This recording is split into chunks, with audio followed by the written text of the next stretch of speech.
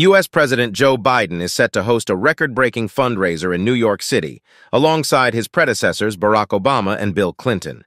The gathering and concert will raise over $25 EM, pound 20 M, for the Democrats' re-election campaign, the most ever for a single political event, says his team.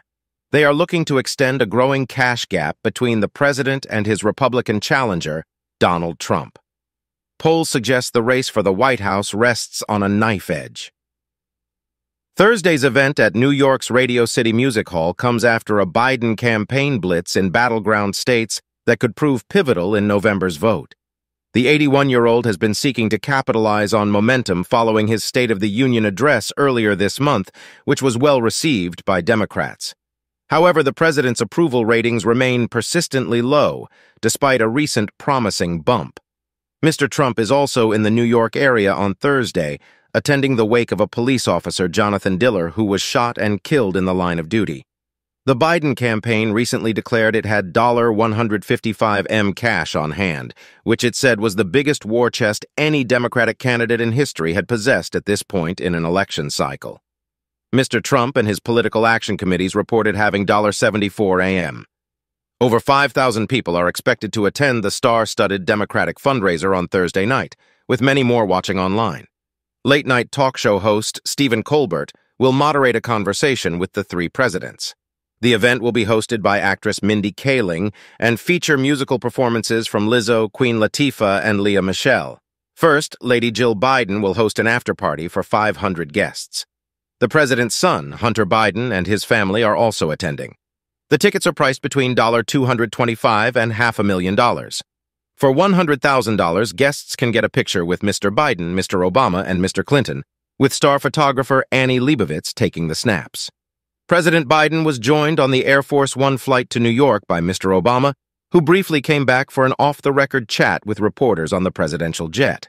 The two men have remained close since Mr. Obama left the White House and are reported to speak regularly.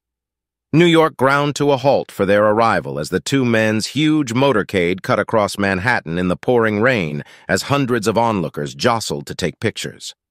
Mr. Biden's previous best single-day fundraising effort was the $10 EM he raised in 24 hours after his State of the Union address on the 7th of March.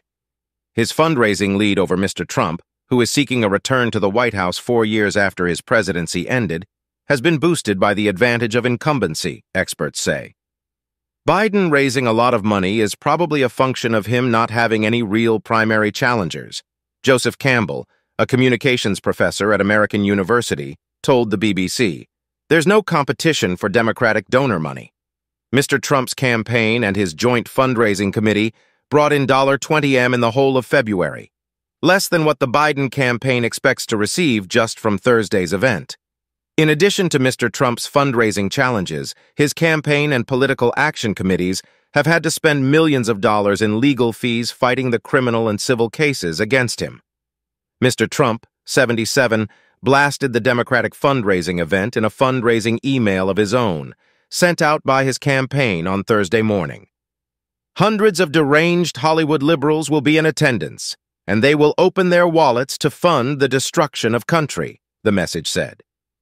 While Mr. Biden has been crisscrossing the country in recent weeks, Mr. Trump has kept a lower political profile as he juggles court appearances.